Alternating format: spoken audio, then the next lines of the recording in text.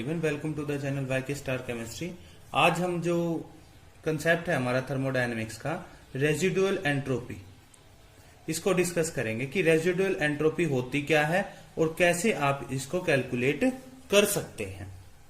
तो residual entropy क्या होती है कि हमने थर्ड लॉ से पढ़ा था कि थर्मोडायनेमिक्स थर्ड लॉ से कि जो every crystalline substance,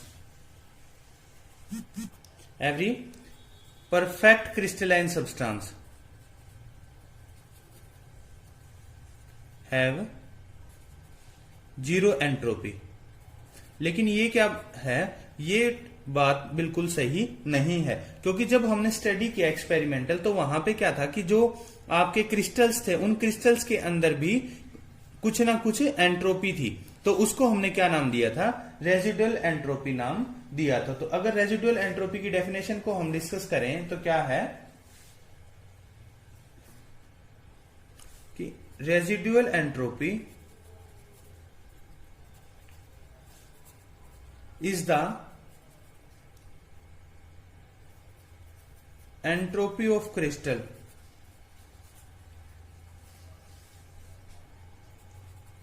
which it possess at 0 kelvin. कहने का मतलब कि 0 केल्विन पे जो उसकी एंट्रोपी है उसको हम क्या बोलेंगे, रेजिडुअल एंट्रोपी है। या फिर आप इसको क्या बोल सकते हैं, एस रेजिडुअल है जो है is the residual entropy is the difference between experimental value and calculated value. कि जो हमारा कैलकुलेट हम कुछ कर रहे हैं लेकिन जो एक्चुअल में उसकी आ रही है वो डिफरेंट है, तो उनका जो डिफरेंस होगा उसको हम क्या बोल रहे हैं, रेजिडुअल एंट्रोपी नाम दे रहे हैं। तो ये होती कैसी है, अगर हम इसको सीओ के जो आपका मॉलिक्यूल है उससे डिस्कस करते हैं कि जो आपका सीओ मॉलिक्यूल है वो कैसा है, ये ठीक है। तो अगर परफेक्ट क्रिस्टल है आपका की अरेंजमेंट है उसकी, वो कैसी होनी चाहिए, ऐसी सीओ सीओ, ठीक है। क्योंकि हम बोल रहे हैं एकदम परफेक्ट है। परफेक्ट का मतलब क्या है कि जितने भी मॉलिक्यूल है वो सारे आपके क्रिस्टल लैटिस जो है उस लैटिस के ऊपर प्रेजेंट है, ठीक है। लेकिन जब हम एक्चुअल में हमने स्टडी किया तो जो इसका ये क्या है, परफेक्ट क्रिस्टल है, परफेक्ट क्रिस्टलाइन स्टेट बोल सकते हैं इसको। लेकिन जब हमने डिस्कस स्टडी किया तो उस दौरान जिसकी अरेंजमेंट थी वो कुछ इस प्रकार से मिली, सीओ, इसको हम दूसरे ओसी, ठीक है, सीओ सीओ ओ सीओ सीओ। तो आप देख रहे हैं कि उसकी जो अरेंजमेंट थी वो इस टाइप से होनी थी परफेक्ट क्रिस्टल के अंदर, लेकिन जो एक्चुअल है उसके अंदर उसकी जो अरेंजमेंट है वो कुछ इस प्रकार से भी मिली। तो अब क्या है, यहाँ पे कोई रैंडमनेस है, ठीक है, या डिसऑर्डर हम बोल सकते हैं, क्योंकि परफेक्ट तो है नहीं। अब ये क्या है, डिसऑर्डर है, तो डिसऑर्डर होने की वजह से क्या होगा, यहाँ पे जो मोलिक्यूल्स है वो वाइब्रेट करेंगे, ठीक है, या मूवमेंट शो करेंगे, तो उसकी वजह से कोई ना कोई एंट्रोपी थी और उसको हमने क्या नाम दिया था, रेजिडुअल एंट्रोपी दिया था। या फिर जो परफेक्ट क्रिस्टल की एंट्रोपी हम या कैलकुलेट कर रहे हैं कोई वैल्यू और जो एक्सपेरिमेंटल वैल्यू वो अलग आ रही है, तो जो उसका डिफरेंस होगा उसको हमने क्या नाम दिया था, रेजिडुअल एंट्रोपी। इसको हम बोलते हैं रियल क्रिस्टलाइन स्टेट। कि ये तो हमने एज्यूम किया था परफेक्ट क्रिस्टल के अंदर ऐसा होगा, लेकिन जो रियल है उसके अंदर जो सीओ का क्रिस्टल है वो आपका इस तरीके से मिलेगा, ठीक है। तो अब यहाँ पे इसकी वजह से, इनकी वजह से क्या होगा, यहाँ पे कोई ना कोई एंट्रोपी होगी। तो अब हमने कंसेप्ट समझ लिया, अब इसकी बात करें कि हम इसको कैसे डिस्कस, जो वैल्यू है उसको कैसे फाइंड आउट करेंगे, how to calculate residual entropy of CO, ठीक है। किसको, सीओ की उसकी रेजिडुअल एंट्रोपी को कैसे हम फाइंड आउट करेंगे। तो सपोज कर लेते हैं कि हमारे पास n नंबर ऑफ मॉलिक्यूल्स हैं, we have n number of CO molecules N क्या है, where N is equal to Avogadro number. ठीक है, तो हमें पता है कि जो एक मॉलिक्यूल है सीओ का, वो उसकी कितनी पॉसिबल ओरिएंटेशन हो सकती है। 1 CO molecule can have 2 possible orientation, 2 possible orientation। कैसे, एक तो आपका CO और दूसरी NOC। ठीक है, तो ये हो सकती है हमारे पास 2 पॉसिबल ओरिएंटेशन। तो हम बोलते हैं, यहां पे ध्यान देंगे कि पॉसिबल ओरिएंटेशन, पॉसिबल ओरिएंटेशंस